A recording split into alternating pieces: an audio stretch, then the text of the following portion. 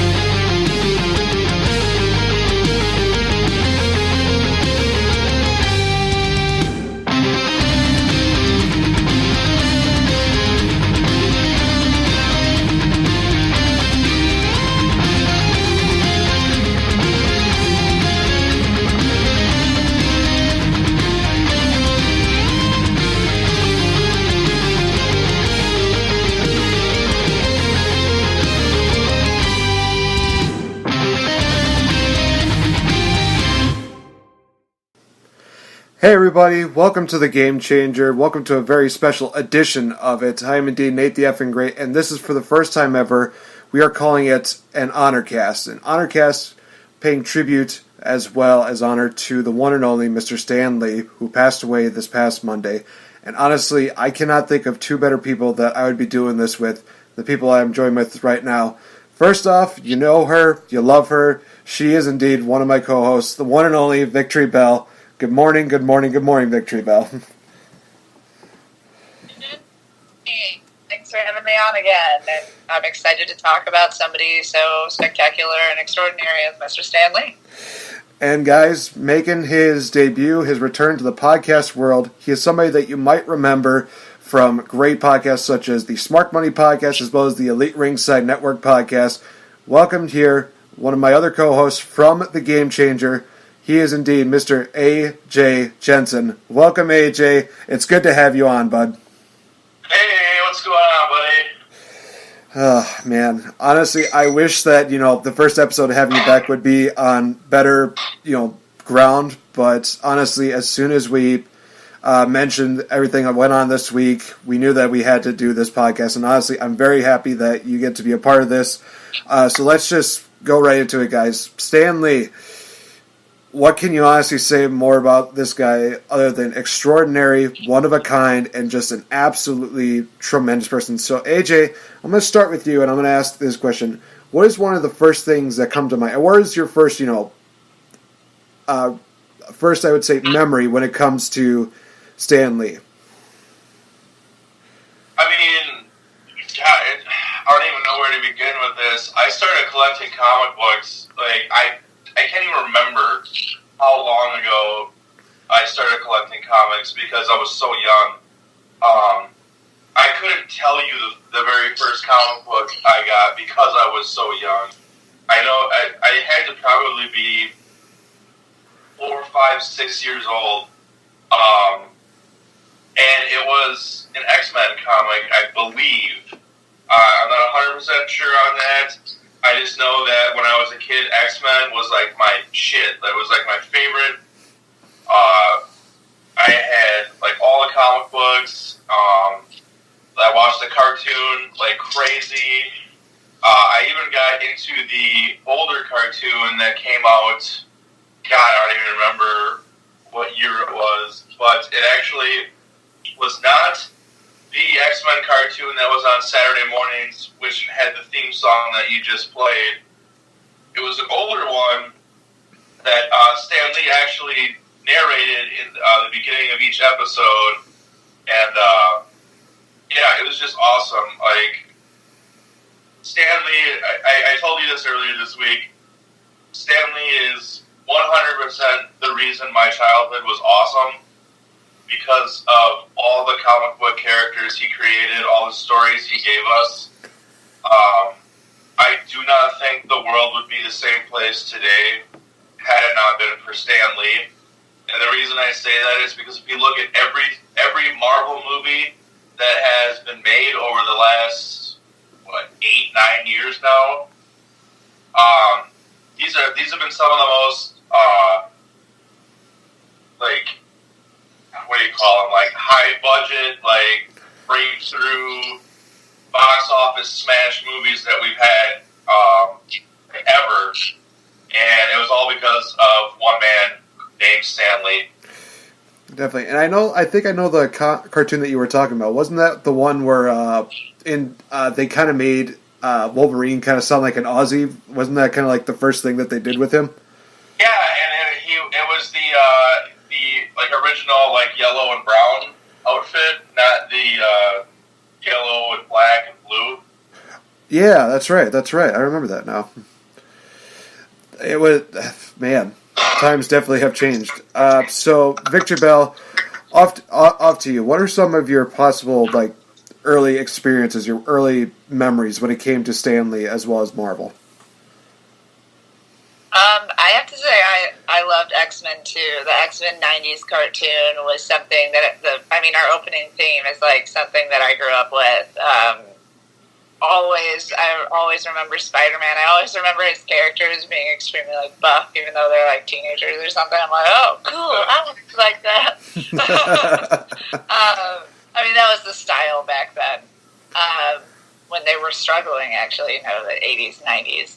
But I think my best memories of Stan Lee are less of my childhood and more of like now, because I didn't really know much about him as a person back as a kid. I knew he made stories that anyone could connect with. I mean, X-Men is so deep that you couldn't even, dive into it all the way. I mean, it's one of the deepest, coolest stories, and I hope that Marvel gets it and does a better job than Sony has been doing.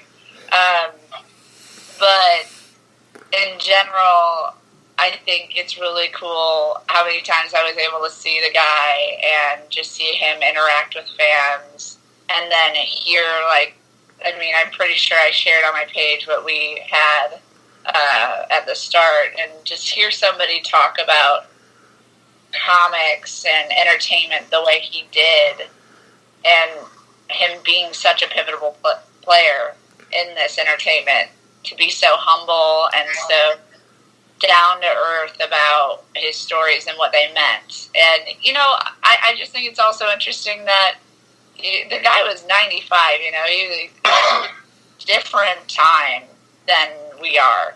Yet, it didn't matter the age gaps and the different cultures that he himself lived through. He stood by his word and what he wanted to do, and that was connect people in one way or the other. And so he chose comics because that was his, his platform that he could speak his truths, and he did, and he consistently did until the day he died. So really cool. Those are my fondest memories of him.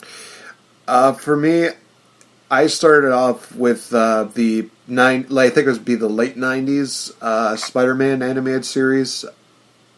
I enjoyed them, and I know that there's a lot of people that are kind of, they nitpick every now and then on what the problems are with them, but I just didn't really care that much. It was just one of those things where I watched, and I really got an early experience as to what the mind of Stan Lee could actually be. And just, having him take this guy and basically have him be bitten by a radioactive spider, and he gains the powers of Spider, and he becomes this, superhero known as Spider-Man. It was just one of those things that always kind of roped me back in. Of course, it gave me a lot of great characters to build off of, like, Green Goblin, Venom, Carnage, a lot of the other characters soon that would be evolved, mainly like the Avengers, such as Doctor Strange, Iron Man. A lot of those characters would slowly just start connecting in there. And I do remember, I think the first time seeing Stan Lee, I think I was still too young enough to really appreciate that this is the guy who brought this all together. This is the guy who really, made this really possible. And to see him, doing a lot of his cameos, a lot of his stuff, whether it's in video games or whether it's in movies, him maybe doing debuts in like comics and stuff like that, to be able to, just be there and maybe add some comic relief or just have like a powerful one-liner in there, is always just really cool to see. And it definitely is one of those things that I could compare Stan Lee to being almost like the father that a lot of people really wanted to have, because he was always very encouraging. He was always there to give the right kind of advice at the right time. And he always had this creative aspect where he was just saying, you know what, if you truly believe that this is what you want to do, go for it. Don't let me stop you. He's basically like that dad that's always going to be there at a soccer game, just, cheering you on and making you feel really good about that. And the opening, audio that I had where Stan Lee is talking about how we're one big family, you always felt like you were a part of the Marvel family, which is always so wonderful to see. I know that there's some people that try and they don't always mean it, but Stan Lee, I always felt like he was the one who just, you literally felt like he was just hugging you every single time you either watched a video of him or when he's doing interviews or anything like that. It's just really just amazing to have that kind of connection with somebody you barely even see, barely even know, but really get that kind of connection with somebody. It's once in a lifetime. And you look at his career, it is just absolutely insane, all the stuff that he went through and everything that he did that kind of influenced his life. One thing that really stood out to me was that he was in the Signal Corps. He was in the military, and then he went on to do actually training videos for the Army, which honestly, I look back at so many of these different Marvel movies, I think to myself, I feel like that was the influence for that. Now I'm looking back and thinking, that was when he was in the Signal Corps. That was when he was, that's when he was doing that. Like the Spider-Man Homecoming movie where, Captain America, he's coming out. It's like, yep, now I look at that, it's like Signal Corps. That's what I have to say. I actually did not know that he was a military veteran until after he had passed away, and just watching tribute videos and reading articles and stuff about him. And as a veteran myself, like, that just made me love him even more, just because that's just a bond between brothers right there. It doesn't matter. I've had great conversations with Vietnam War veterans that I've never met before, and I'll probably never see again. But we sat there and talked for about a half hour, 45 minutes, and it's just a brotherhood, a bond that a lot of people don't understand or won't ever have. So like I said, it just made me appreciate and love Stan Lee just 10 times more.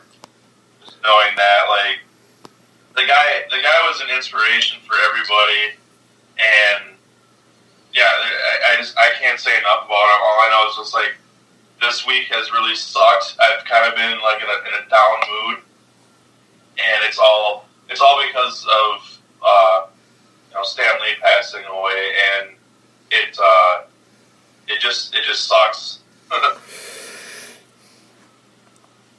You have anything to add, VictoriBelle? No, I actually didn't know he was a veteran either. Pretty ironic he died on Veterans Day. It's almost like a tribute, like, in two different ways. And you're like, hey, like, that was really, I mean, honestly, I was expecting him to pass suit. Everybody was knowing. I mean, he's 95 years old. That's incredible. I mean, I think that means, he was born, like, during World War II or something. Like, that's crazy. And to live such a long life. Like, I was definitely, like, you know, I was really sad. I work with a bunch of comic book people at a school, the International School of Comics here in Chicago, so we all did, like, a cute little tribute day of Spider-Man drawings and stuff. But overall, I don't feel very, like, sad anymore, just because this guy was amazing. This guy brought us so much joy, and I'm almost 90% sure he was able to kind of complete the whole Avengers movie, like, did his cameo, which I almost think is incredible too, like, having almost a decade worth of Marvel films about to be concluded this year, or 2019, I guess, but him be in every single one, and the guy was 95 and he was still doing cameos. I just think it's incredible. I think he's somebody to celebrate, and you know, it definitely, you can be sad, you can mourn for him, but, like, the guy was too amazing to be too sad about. The guy lived an awesome life, and I mean, living even 2 years past his wife is actually pretty amazing for someone of that age, and somebody who was as much in love as Stan Lee. So I feel like he pushed on in order to, like, complete the Marvel, like, movie cameos, and then he was like, all right, time to go see the love of my life again. Coming home. It was pretty cool to know, like, he completed that whole cycle of what we know right now as the Marvel movie universe, and then he decided, like, hey, his time is done, and he came to comic book conventions just, like, 2 years ago, like, after his wife passed. I think that's when he kind of, like, pulled out of the convention scene. But I was like, this guy is 93 and he's in Chicago at a convention right now. What is he doing? I was at one 3 years ago, and I stood, like, a foot away from him, and I was like, oh my god, I can write a comic book right now. Like, I felt his greatness. Like, that's one of my biggest regrets, is I never got to meet him at one of those shows. But like I said, I stood a foot away from him, and I felt his greatness for a brief moment. But, Tori, he was actually born in 1922. 1922. Yeah. That is insane. And I was honestly thinking that he was going to at least pull to 100, but I think it's like a Great Depression time. Yeah. And legitimately, it's one of those things where, you know, you did hit the fact that we did know that this was probably going to be coming, but it still felt like we weren't really ready for it. That was the main thing. It's kind of one of those things where, like, I think that, you know, when you're watching a movie that's, like, so compelling, I think, you know, one movie that we recently saw was A Star Is Born, and it's one of those things where we watch, you know, this movie, and for me, I didn't really piece it together until the end, where it's like, oh no, this is going to happen, oh boy, but, you know, you kind of pieced it together where it's like, yep, this is where it's going, but even, you know, even when you see it coming, it's just, it hits you hard, because you know it's happening, but at the same time, you're still not ready for it, and that's kind of what, you know, it was with, like, Stan Lee. But again, like I said, we're here to talk a lot of the positives that he did. Honestly, one of the things that I also got surprised by was 2008. George W. Bush actually gave him the American National Medal of Arts, and he's the only comic book writer to receive that honor. So, for those that said that George W. Bush did not do anything worth, you know, noting, I think that this is one of those things where it's like, he at least did one thing good. And he gave, you know, Stan Lee that honorable medal, so. That's pretty cool. I didn't know that about that either. I think a lot of things, that's the sad thing about stuff like this, is, like, you don't really start noticing until it's almost too late about how like, everything that this guy did. I mean, this guy was all over and never stopped working. He still had producer credits till his dying day. Like, you gotta be kidding me. Like, how are you doing this stuff? Why are you on set? Why are people filming you? Let you sleep. Well, and, you know, you talked about his cameos, over the last 8 years with the Marvel movies. His cameos actually go farther back. I believe one of his first cameos, if not his first cameo, was actually on the original Incredible Hulk TV show with Lou Ferrigno. I think he was a juror in a court case or something like that. But I mean, he's done cameos even in movies outside of the Marvel, the MCU, because he's done Fantastic Four, the first two Hulk movies that were kind of flops. He was in the X-Men movies. He's done them all. I want to say the only movies he hasn't done cameos in were Punisher movies that kind of came out over the last, I don't know how many years, with Thomas Jane playing Punisher in one, and I can't remember the other guy played it in Punisher Warzone. I know he was in 4, though. Sam something, I think. Good old what's-his-face. We'll call him that.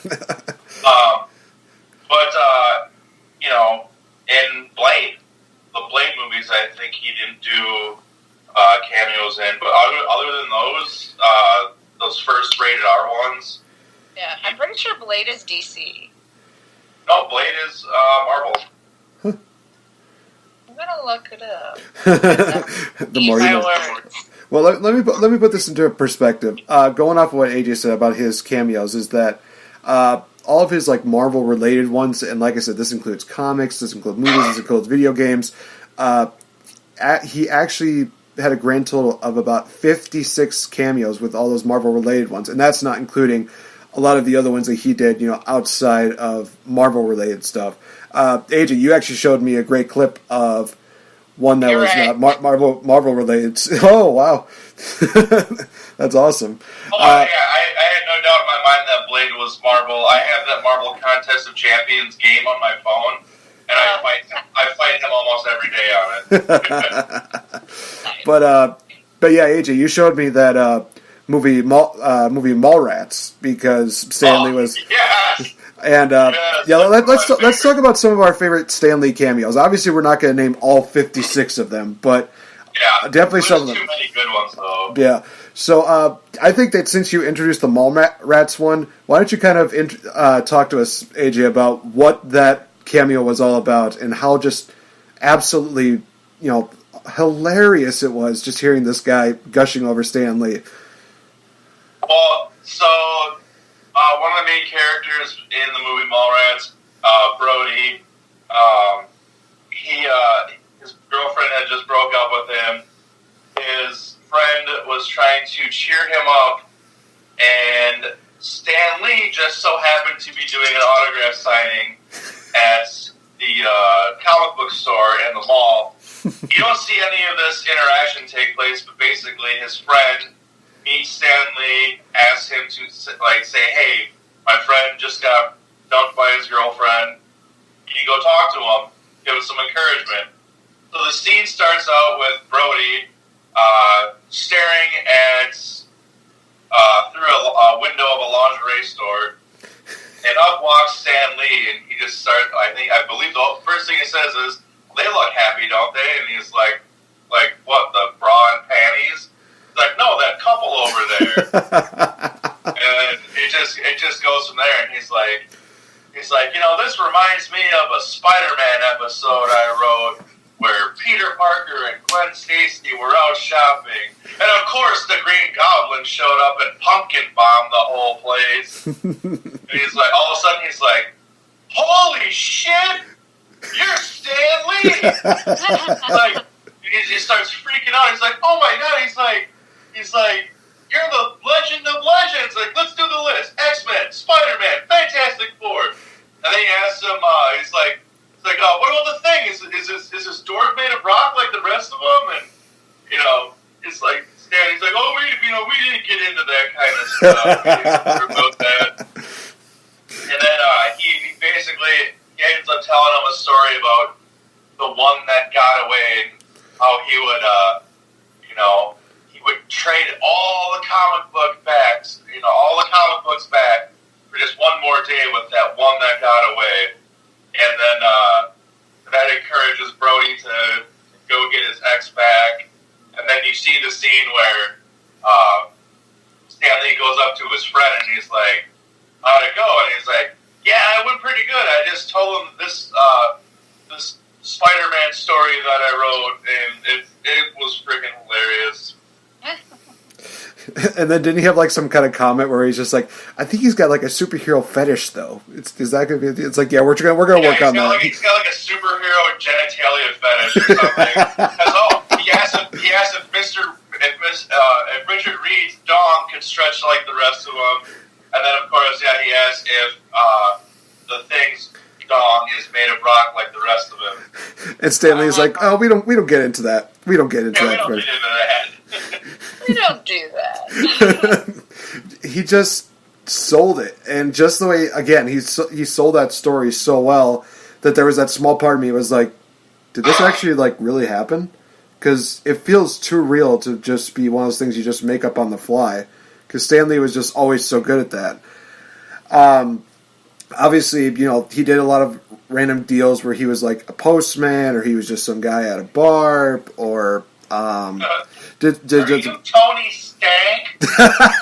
That was oh my gosh, just hearing a lot of these stuff that he did. But actually, what's crazy is one of his favorite cameos that he did was actually in Fantastic Four: Silver Surfer, where he was Wedding Crasher, where I believe he goes up to the guy with the list, and he's just like, name please. Oh, Stan Lee. It's like, you're not on the list. What? That's impossible. It's like he's like, yeah, right, dude.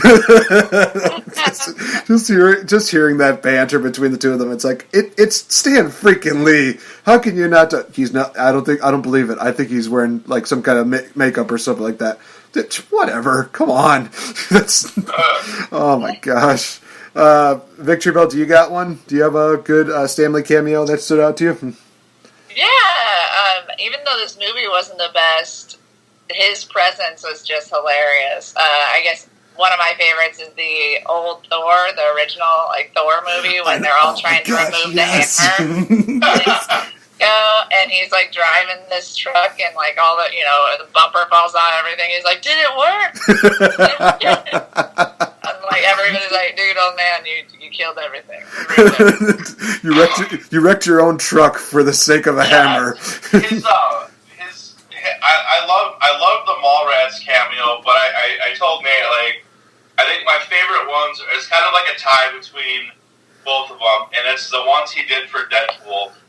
Just because the first one, there's this scene in the strip club, and all of a sudden you hear that voice, "Coming to the stage next, it's Chastity!" Yeah. And it's like, dude, Stan Lee is the freaking DJ at the strip club. Best cameo ever. And then, I can't remember, did he only do the teaser trailer cameo for Deadpool, or was he actually in Deadpool 2? I can't remember. I didn't remember him in Deadpool 2, but... I think he just did the teaser trailer, which was, where Ryan Reynolds is getting dressed in the phone booth, kind of mocking Superman, and then he gets out and he goes, what do you say? Hey, that's a great suit. And he's like, "Zip it, Stanley!" Those are my favorite. But there's so many good ones. When the Iron Man calls him Hef. Oh my gosh, yes. He's like what? The dude was he became the king of cameos. And they actually made wasn't that one of the storylines in the Lego Marvel games? You had to find Stan Lee's cameo character in all these different scenes, and then if you found all 50 of them or something like that, you actually unlock Stan Lee, and his powers are a combination of all these different characters. Oh, that's awesome! I could see that. I could see Lego. I remember Stan Lee was in the Lego games. Yeah. So I don't know exactly. I didn't play them very much, but I could see that.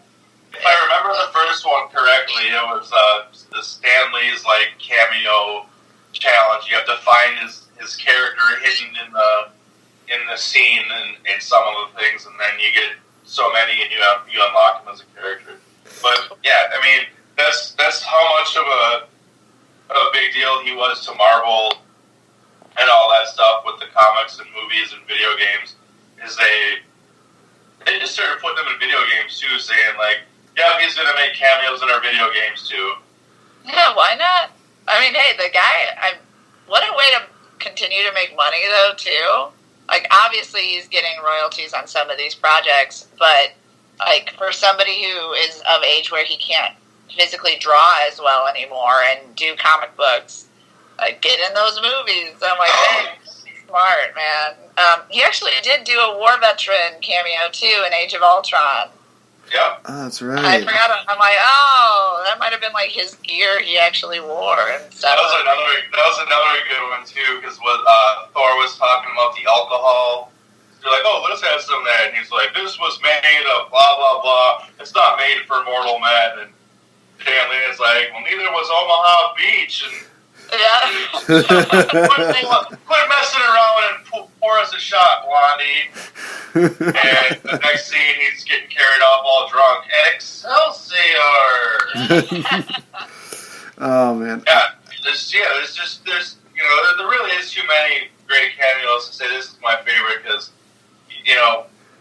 we've sat here for 5-10 minutes now saying, well, this was my favorite, this is my favorite.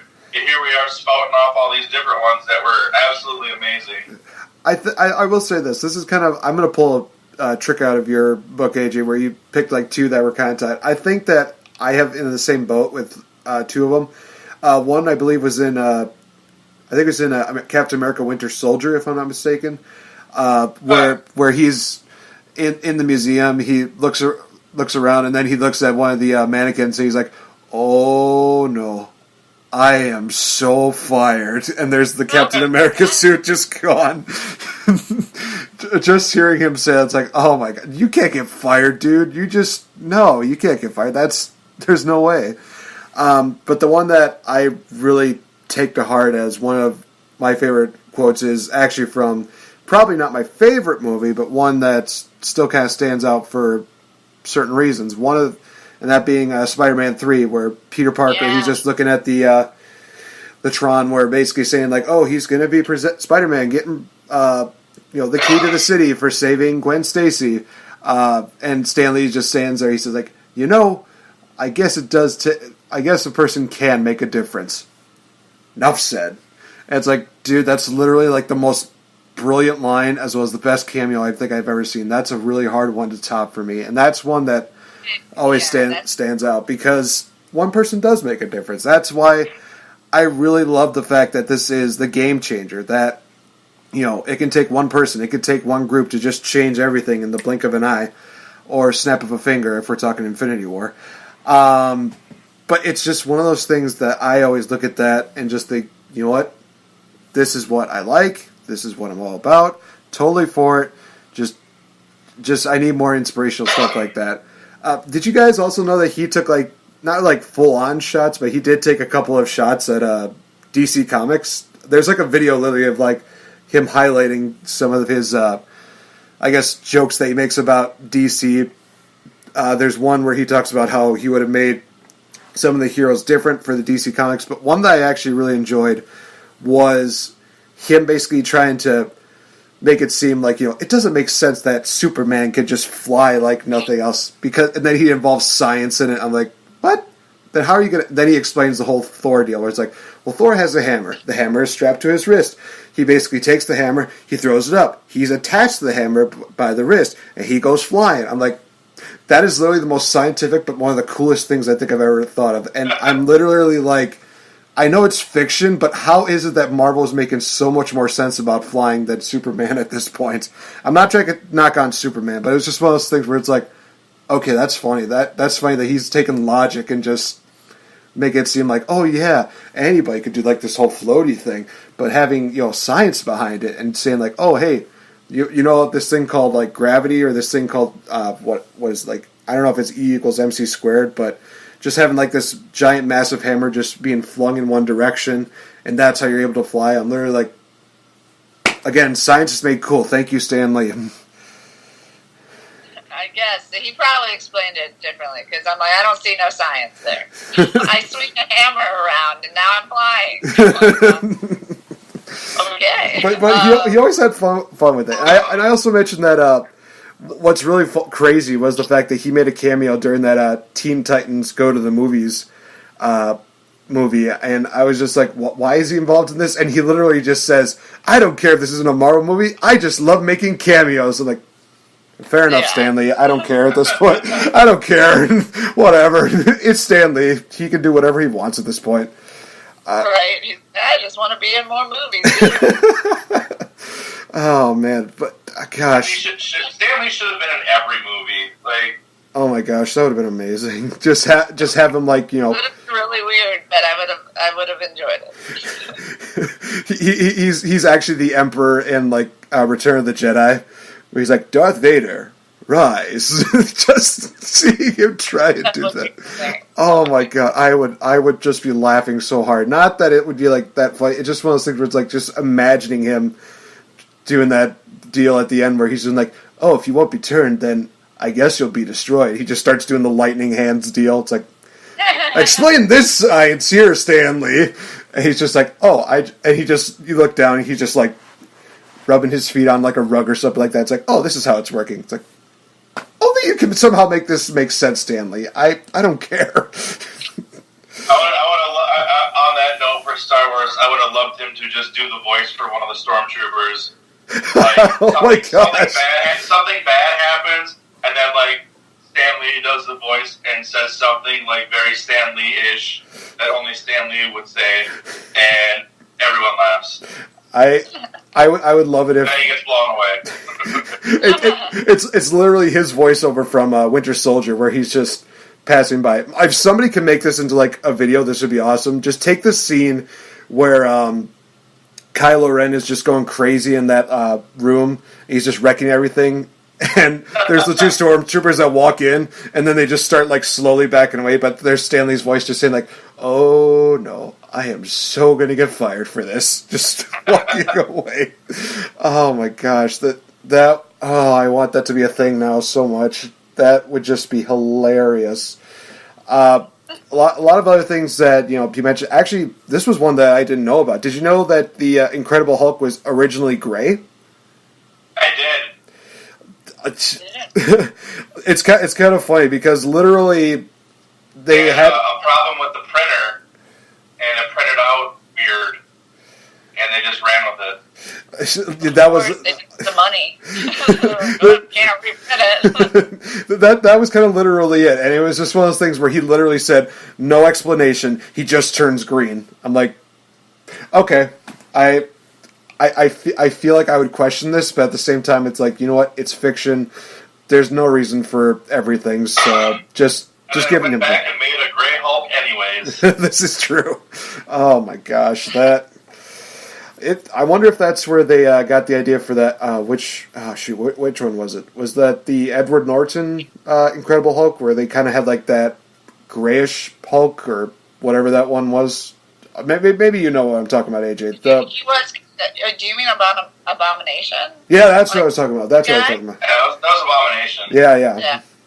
He's not really a Hulk. He's just, disgusting. he's if you would want to use a pun, he's an abomination. Yeah. But that I don't know if they really talked too much about Marvel about some of those movies. That's why Disney took over and made them better. Well, it's weird because I think that movie came out after Iron Man, the first one. Because the hidden scene in that movie is Tony Stark coming into the bar and talking to the general and hands him a folder, and so it's weird because it's kind of like they kind of want you to forget about it, but it also is kind of technically tied into the MCU. I think kind of because they're like, okay, we're so done making just single Hulk films, it doesn't really work. He's crazy. So let's just, we'll count this one and switch actors and everything and change the whole look and dynamic of Hulk. But we'll keep it. Yeah, that. The only reason they haven't actually made another standalone Hulk movie is because Sony still technically owns the rights to it, I believe. And then, which now I think Disney just got that back. But they had an agreement with Marvel to let him be in the Avengers movies and stuff like that. Or like cross over into other movies and be a part of it, as long as they didn't, or like they couldn't do a standalone movie of him, though. I'm now going to have, like, in the back of my head, anytime I watch Infinity War, when Bruce Banner can't turn into the Hulk, I'm just going to be keeping thinking to myself, damn it, Sony, give us the Hulk already. Give us the Hulk already. And there's just that moment where the Hulk just says, no! Like, I blame Sony. I blame Sony for this. And next year when the next Avengers movie comes out, if he still doesn't come out, I'm just going to say, I'm probably going to be that one person in the audience to be like, I blame Sony! So many people are going to be like, dude, shut up. Or just like, and there's going to be like the one person that's just like, dude, that was awesome. Quick fist bump. Nobody notices. Also, this was actually another crazy fact I didn't know. He actually, he defied the Comics Code Authority with anti-drug comics. So basically, the Department of Health and Education and Welfare were asking him, hey, can you send like this, anti-drug message in one of your comic books? And Stan Lee's like, okay. So they did it during like a Spider-Man story, and the CCA, for those that want to look it up, by all means, I'm not going to really, I don't really know what that is. But basically they said, the story is not exactly what we had in mind. And basically Stan Lee was just like, okay, I understand what you're saying. Let's go ahead and publish it anyway. So he did, and it was because of that now a lot of people can now see the darker sides of drugs when it comes to comic books as well as movies. This was back in like 1971, where now people can look at it and see like, okay, not all drugs are really good. They can be pretty bad. So I thought that was really revolutionary for him to be one of the first few people to say like, hey, not all drugs are good. Just bear that in mind. Interesting. Yeah, I didn't know that. Yeah, I think it was, he came up with a Spider-Man story that involved his best friend Harry abusing pills because of a breakup. Oh, honestly, that is actually a pretty good one, because that does talk a bit about addiction and about depression, which, wow, that actually works out pretty well, because I guess, probably during that time, not very many people thought that antidepressants would be lethal if they do large doses. So that's probably why the CCA was just like, no, I don't think this would be a good idea.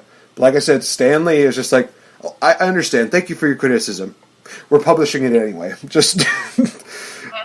Oh, man. If that was his exact mindset, I'll be like, dude, this guy is literally what a gangster really needs to be. He's just... You know how they have that, like, Thug Life deal where, like, the sunglasses just slowly come down and there's the cigarette going? That is one of the first early examples of, like, yep, that's Thug Life. Stan Lee is Thug Life. That's... Oh, my gosh. But... I'm trying to think here. See, no, we talked about the Silver Surfer deal. Oh my gosh. I mean, again, there's like so many other things that are on here. I mean, he's on the Hollywood Walk of Fame, which a lot of people that live in LA are probably really taking pictures of that now, because obviously... Here's a fun fact. Oh, what's his that? His wife was his barber. Oh, yeah, that's right. It was How did he get his haircut these last 2 years? Oh. Probably just didn't have a cut. Just... He's like, screw it. Just grow it long. Yeah, that probably is right. It's one of those things that I look at that and I think to myself, so basically he's cheap, but he also trusts only his wife with a pair of scissors. So let's just say he probably, anytime he knows he's getting a haircut, he was probably on his best behavior. Because there's actually a story in here that talks about his wife actually smashing his typewriter when he was writing a couple comics. And I'm trying to remember. I think we're looking at the same article.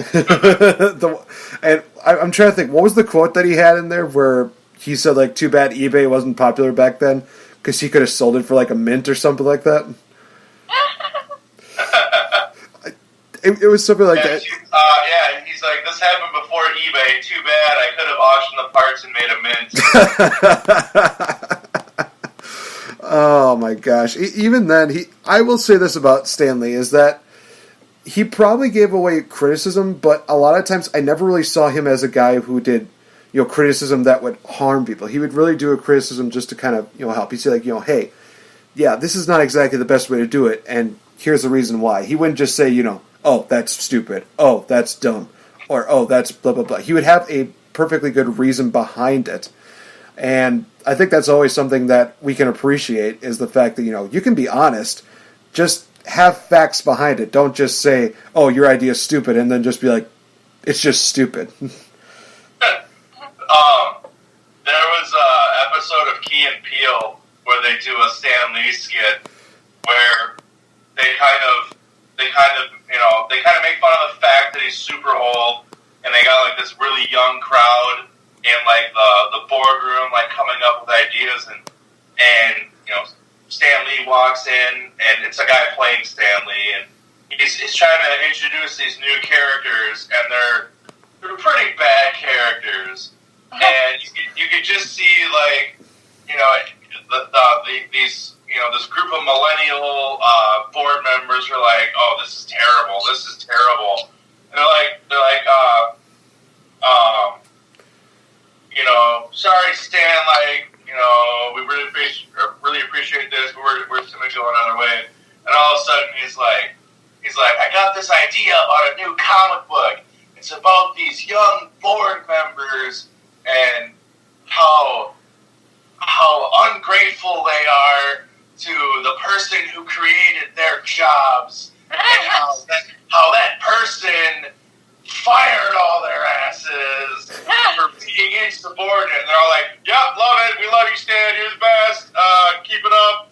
And I just thought it was really funny. I'll have to look that skit up now, because that actually sounds damn hilarious. Holy cow. Yeah, like, the characters he, like, introduces are just, they're ridiculous. Like, it's like cleaning lady, and, just stuff like boring stuff, and it's just so funny. They're making fun of the fact that, yes, Stan Lee has gotten older, but the main point is, while he's gotten older, he's still in charge of all this shit. Right. That's awesome. Oh my gosh. I think actually, I will say this, that one of my first actual visuals of actually seeing Stan Lee was probably during a TV show where he was looking for the next big hero, and basically it was like a competition where you had a bunch of these people came in, and they had like their own different superheroes. They had different powers, they had different strengths and weaknesses and everything like that. And I think it was like 12, and then it got reduced down to 2.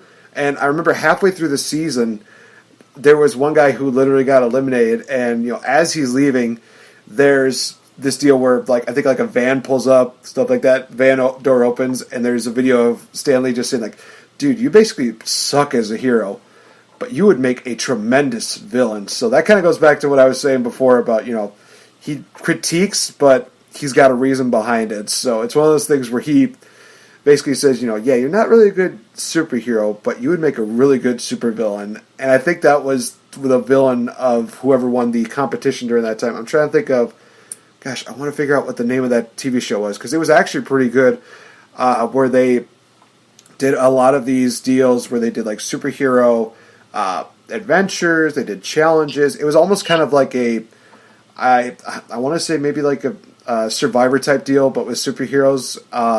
They even had a situation where they had all the heroes interact with kids, and they're basically showing like, okay, well, who's something that the kids would favor more towards. And there's basically like this one woman who I think she's like Big Mama or something like that. I can't remember her name, And, of course, she was a hit. Pretty But sure I saw that. You know what I'm talking about.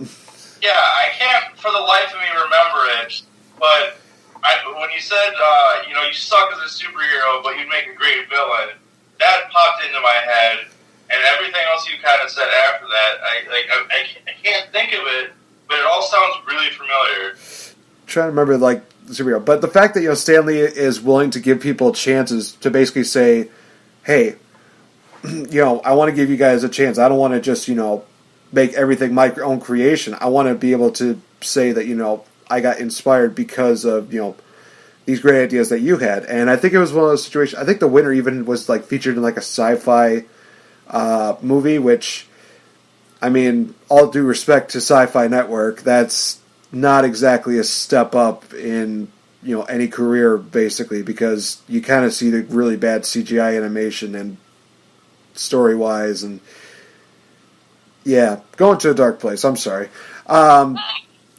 But just, again, this goes back to what we said before about how Stan Lee was always one of those guys who would always reach out to his fans. And it's always crazy because he will always let you know, hey, I'm not feeling too good.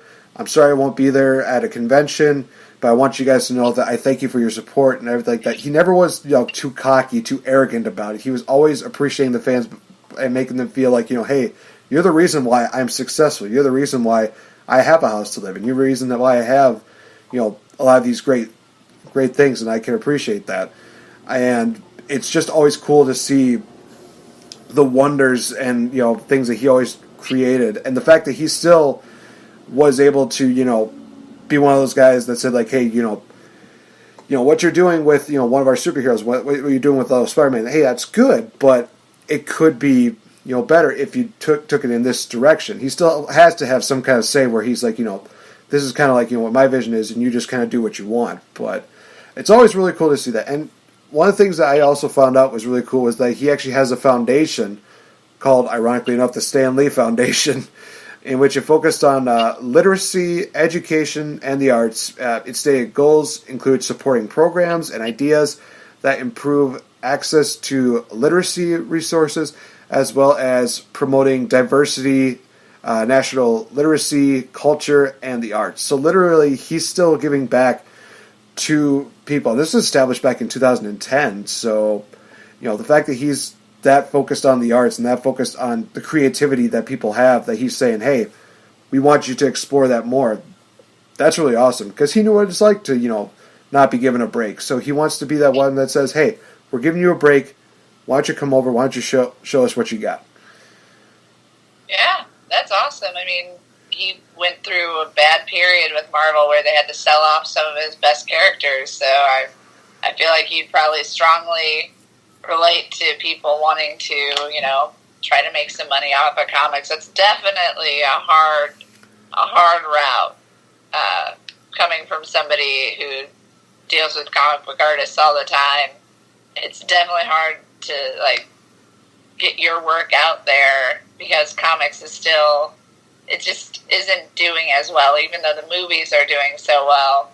Comic books themselves and comic book stores and artists, they're just, it's kind of hit like a plateau.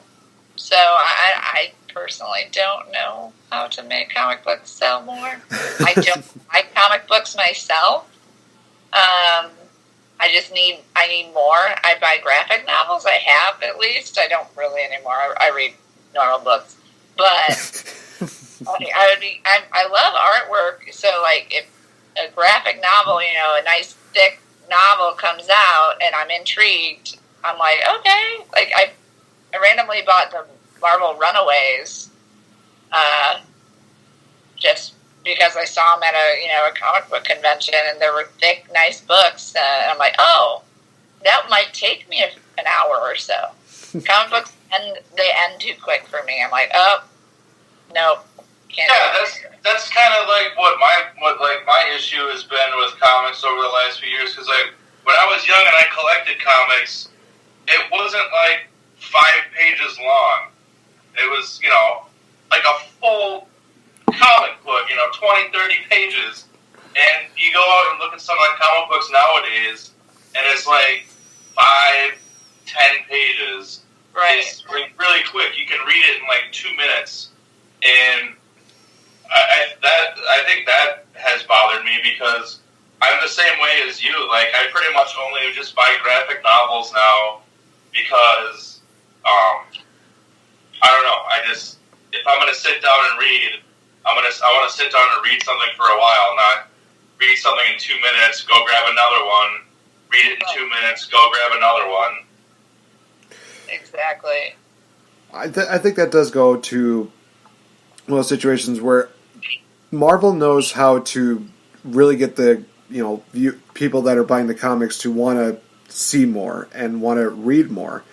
Is that you kind of hit it, AJ? Yeah, they're kind of quote unquote long for this generation, but back then we always read these comics, and just as we reach the end, we're just kind of like, no, what happens next? What happens next? What goes on? They always have that cliffhanger where you're thinking like, oh, well, maybe there's another page where nope, got to get to the next comic, got to get to the next deal there. They make every single bit of it just always thrilling to read, and that's one of the things that I always appreciate that Stan Lee always did. He always found a way to make you look forward to what happens next. He's always makes you excited for what happens at the beginning, what happens in the middle, what happens at the finale, but then there's always that question of what's next, and sometimes that's answered at the end of each of these comics, and then there's sometimes where it's just like it's up to the imagination. Maybe they just end it on a happy note, and it's kind of one of those things where you're just like, well, we'll find out what happens next. So, all right. So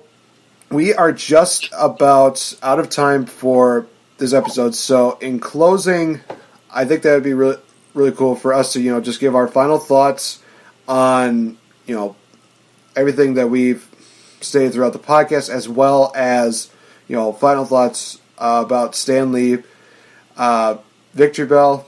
We do believe in chivalry, so ladies first, if you would like to just take the lead on this. And AJ will go to you, and then we'll close it out. And we're actually going to do something different after I finish up. We're going to actually do a deal where I posted up on my Facebook, and I said, for anybody that really wants to, explain why they love Stan Lee or how important Stan Lee was to them, to comment on there, and that I would post it up here on the podcast. So, guys, by all means, feel free to, tune in after these last few words that we mentioned with Stan Lee and listen to a lot of these comments. And you'll definitely hear the sentiments and a lot of the meanings that Stan Lee has behind him. So, again, I'm sorry, it took a little too much time. We got a little off topic, but Victory Bell, by all means, begin. Yeah, I guess it was really nice to have like a whole podcast talking about Stan Lee and his works and what he's accomplished as as an artist, creator, entrepreneur, whatever else you'd like to call him. I mean, he wore so many hats and did so many things and brought so much joy and entertainment to people. And I know from just listening to interviews that like he had, that was his all-time goal. And one thing that really stood me is when I read up about Stan Lee, how he was saying how he thought he was nothing because he created comics. Like when he was when he chose his job, he's like, I mean, I see so-and-so making engineer work as a mechanic, and I see so-and-so saving lives as a doctor, and I'm over here just as a comic book artist. And then it hits him that people would go mad and crazy if they were not entertained, and how important entertainment is in our society and entertainment is in our culture, and how much it bends and twists and inspires people to do good and do bad. I mean, entertainment can be used with however that person's mind takes it. And so he was like, once I realized how important entertainment was, that is all I wanted to do, was entertain and inspire people. And as an entertainer myself, I feel like that is an awesome quote, and I salute him for everything he did, everything he brought to us in his lifetime. I mean, he's immortal because his works will always be around and always be remembered. So it's just great that we had him when we did, and, I'm glad he gets to rest wherever his head may lie. So I really enjoyed Stan Lee, and thanks for allowing us to talk about it. It was fun. It's very beautiful. Thank you, Victory Bell, and thank you for the kind words. Thank you for always being a part of these podcasts. Always appreciate it. AJ. So there's a quote I've been seeing going around on Facebook and Twitter, and I don't know. I hope to God this is an actual quote of his, because if it is, it sums up comic books perfectly. And the thing is, someone asked Stan Lee if digital comics are going to take over paper comics, and Stan Lee's response was, "Comic books are like boobs. They look good on the internet, but I'd rather hold them in my hands."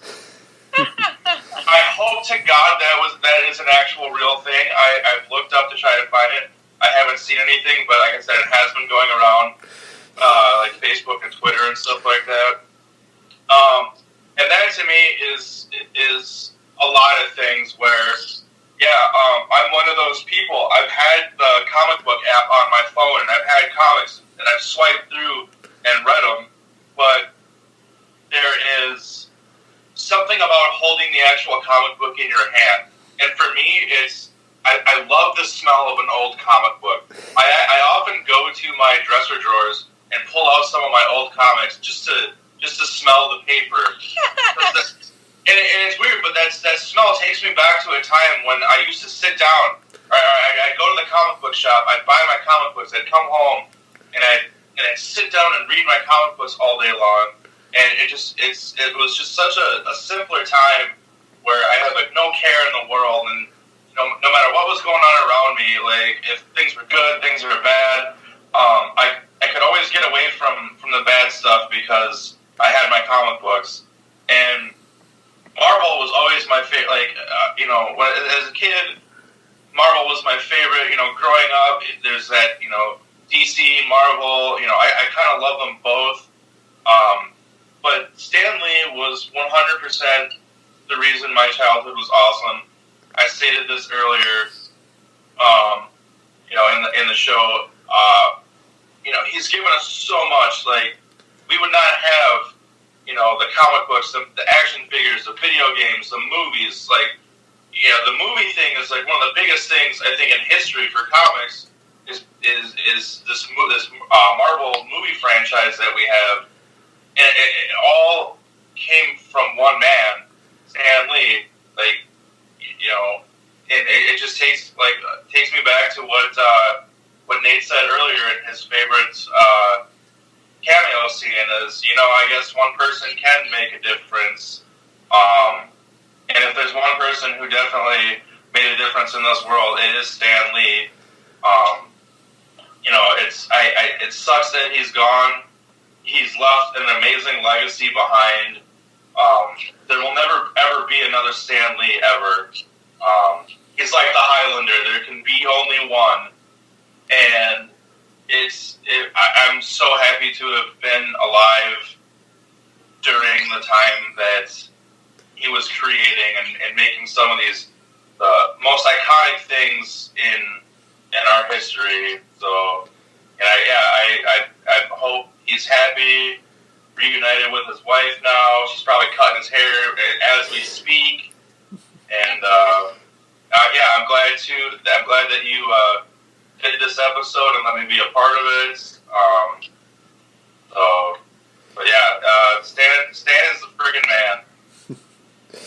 Thank you, AJ. Always a pleasure having you on. It is just really good to have you back on here doing these podcasts. All right, so I mentioned before that Stan Lee was basically like a father figure to a lot of people, and in a way, he definitely is. He is the father of a lot of Marvel characters, a lot of Marvel superheroes. And honestly, he is one of those guys who brought together a bunch of people, a lot of people who definitely needed something to either get away from the reality, the harshness that it can bring, but also take them to a place where they can feel comfortable, a place where they can talk with other people. So honestly, guys, if you are a Marvel fan, definitely, do what Stan Lee would do. Embrace those that are around you. Like he said in the video, that person next to you is your brother, that woman next to you is your sister. He mentioned, the crazy thing is that, that kid could possibly be, the one and only Spider-Man. You never know. But one of the things that he definitely did is he brought so many people together with a common bond and a common interest, and that was indeed that being with superheroes, living a fantasy, as well as being able to believe in yourself. And that is the one thing that I could take away from Stan Lee.